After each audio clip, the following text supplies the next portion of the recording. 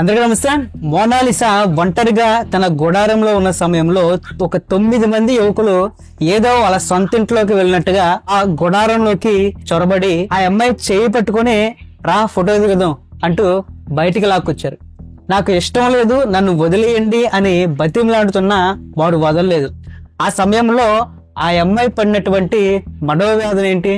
కొంతమంది వారి స్వలాభాల కోసమో వ్యూస్ కోసమో చేసే అతి కొందరు జీవితాలు ఏ విధంగా నాశనం అవుతాయి, వారి పొట్ట ఏ విధంగా కొడతారు అనేది ఈ మోనాలిసాకి జరిగిన సంఘటన ఒక ఉదాహరణ. మీరు యూట్యూబ్ లోనో ఇన్స్టాగ్రామ్ లోనో ఈ మోనాలిసా వీడియోని చూసే ఉంటారు, లైక్ కొట్టి పక్కకి జరిపేసి ఉంటారు. కానీ ఆ తర్వాత ఆ వైరల్ అయిన తర్వాత జరిగినటువంటి పరిణామాలేంటి, వారి యొక్క జీవితాలు ఏ విధంగా చీకట్లోకి వెళ్ళిపోయాయి, వాళ్ళు ఏ విధంగా సఫర్ అయ్యారు అనేది ఈ రోజు నేను మీ ముందు ఉంచుతున్నాను. మోనాలిసా వారం రోజులుగా కుంభమేళాలో పూసలు అమ్ముకునే యువతి అంశం వైరల్ గా మారింది.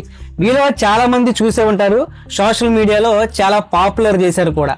ఆమె అందాన్ని పొగిడారు, న్యాచురల్ బ్యూటీ అంటూ హ్యాష్ ట్యాగులు పెట్టి షేర్లు కూడా చేశారు, ఆమెని పుష్ చేశారు.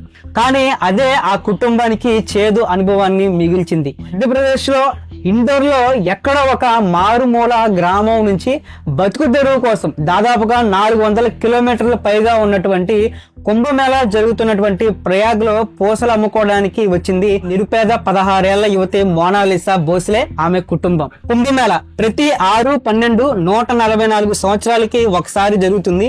ఇప్పుడు జరుగుతున్నటువంటి కుంభమేళా మహా కుంభమేళా అంటే ఇది 144 సంవత్సరాలకి ఒకసారి జరుగుతుంది. ఇక్కడికి కొన్ని కోట్ల మంది భక్తులు వస్తుంటారు. ఇక్కడ రుద్రాక్షలకి మంచి డిమాండ్ ఉంటుంది.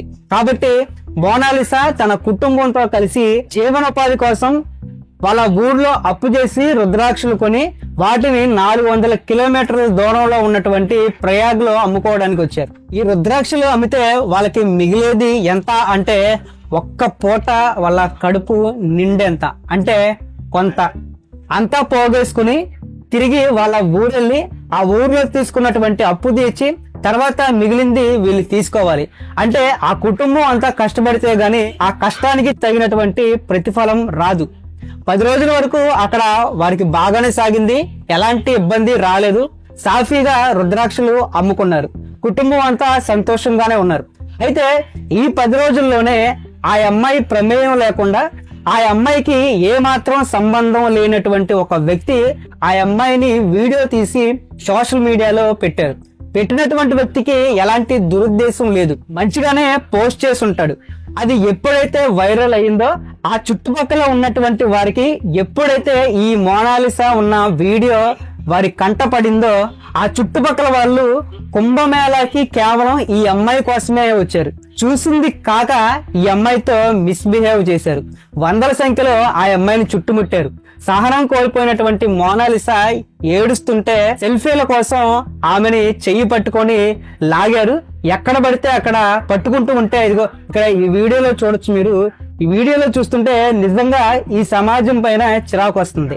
ఆమె మొత్తం మొహం కనపడకుండా కింద కూర్చుండిపోయి తను సిగ్గుపడుతూ ఏడుస్తూ తను ఏదో తప్పు చేసినట్టుగా ఎంత బాధ అనుభవించి ఉంటుందో ఈ వీడియోలో చూస్తే అర్థమవుతుంది. తర్వాత అక్కడ ఉన్నటువంటి మోనాలిసా అన్న ఎవరైతే ఉన్నారో అతను ఆ ప్రదేశానికి వచ్చి మోనాలిసాని అక్కడి నుంచి తీసుకెళ్లిపోయి వాళ్ళు ఏర్పరచుకున్నటువంటి గుడారంలో కూర్చోబెట్టి నువ్వు ఇక్కడే ఉండు, మేము ఒప్పుకొనొస్తాము అని చెప్పి అక్కడి నుంచి వెళ్ళాడు.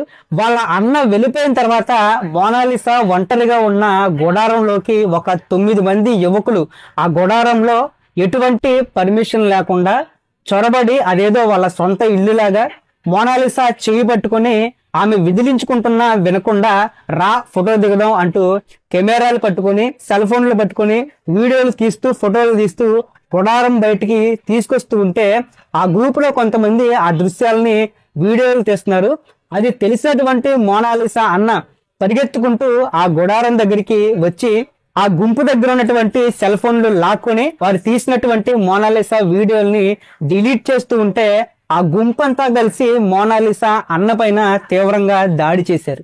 అక్కడ దాడి జరుగుతుంటే ఆ పక్కనే ఉన్నటువంటి మిగిలిన సెల్లర్స్ ఎవరైతే ఉన్నారో అందరూ కూడా అక్కడికి చేరుకొని ఆ గొడవనంతా సద్దుమణిగేలాగా చేశారు. దాని తర్వాత మోనాలిసా వాళ్ళ కుటుంబం కూడా ఇదంతా మా వల్ల కాదని వారి జీవనోపాధిని వారి పొట్టని కూడా కట్టుకొని అక్కడి నుంచి మోనాలిసా కుటుంబం వెనక్కి అంటే వారి సొంత ఊరు వెళ్ళిపోయారు.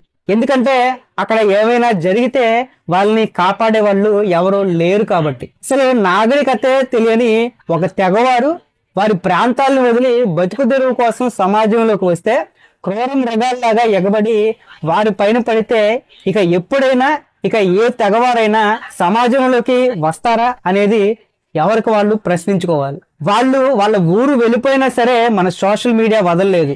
ఇండోర్లో వాళ్ళ ఇల్లు ఎక్కడ, వాళ్ళు ఎక్కడ ఉంటున్నారు, వాళ్ళ అడ్రస్ ఏంటి, ఆ అమ్మాయికి బాయ్ ఫ్రెండ్ ఉన్నాడా లేడా, ఏం చదువుకుంటుంది, ఇవన్నీ కూడా బయటకు పెట్టి వాళ్ళ యొక్క పర్సనల్ డీటెయిల్స్ ను కూడా ఎక్స్ప్లోర్ చేశారు. ఇంకో విచిత్రమైనటువంటి విషయం ఏంటంటే మొన్న ఒక వీడియో చూస్తే మోనాలిసా బర్త్డే సెలబ్రేషన్స్ అని ఒక వీడియో ఒకటి చూడటమే జరిగింది. అయితే ఇక్కడ మా మనవరాలు ఎప్పుడు పుట్టిందో ఆ డేట్ మాకు తెలియదని వాళ్ళ తాత చెప్తున్నాడు. ఆమె బర్త్డే డేట్ ఎప్పుడో తనకు కూడా తెలియదని మోనాలిసా చెప్తుంది. అంటే వ్యూస్ కోసం, వీడియో వైరల్ అవ్వటం కోసం మోనాలిసాకే తెలియని ఆమె బర్త్డేని సెలబ్రేట్ చేశారు. అంటే ఇందాక మనం మొదట్లో చెప్పుకున్నట్టుగా ఒకరి స్వార్థం కోసం, స్వలాభం కోసం, వ్యూస్ కోసం ఒక కుటుంబాన్ని, ఒక వ్యక్తుల్ని ఏ విధంగా చేస్తారు అనేది ఇక్కడ మనకి అర్థమవుతుంది. ఒక పూట తిండి తినాలంటే వాళ్ళు రోజంతా కష్టపడాలి. కూలికో నాలుకో వెళ్తే గానీ వారికి ఆ పూట గడవదు. అలాంటి కుటుంబాన్ని వైరల్ చేస్తే ఇక ఆ అమ్మాయి బయటికి రాగలదా? ఆ అమ్మాయి మొహం గాని వాళ్ళ కుటుంబం మొహం గాని బయటికి చూపించగలదా? తన పని తాను చేసుకోగలదా? అలాంటి స్థితిలోకి నెట్టేస్తే ఇక్కడ ఆ అమ్మాయి ఏమైనా అడిగిందా నాకు పబ్లిసిటీ ఇవ్వండి అని? వాళ్ళ ఫ్యామిలీ ఏమన్నా అడిగారా వాళ్ళని వైరల్ చేయండి అని? ఒకరి లాభం కోసం, స్వార్థం కోసం చేసే పని ఒక పేద కుటుంబం పొట్టగొట్టింది. వాళ్ళ ఫ్యూచర్ని, ఆశల్ని స్పాయిల్ చేసినట్టే కదా. సోషల్ మీడియా అనేది చాలా పవర్ఫుల్. దాన్ని మంచి కోసమో, ఒక జీవితాన్ని నిలబెట్టడం కోసమో వాడాలి తప్పితే ఇలాంటి కుటుంబాలని చేదును మిగించడానికి వాడకూడదు.